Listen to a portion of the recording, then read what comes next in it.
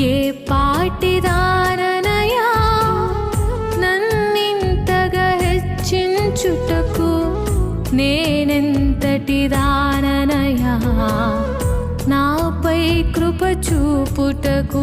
నా దోషము భరించి నా పాపము క్షమించి నన్ను నీలా మార్చుటకు కలువరిలో మరణించి ప్రేమించే ప్రేమామయుడా, నీ ప్రేమకు పరిమితులేవి.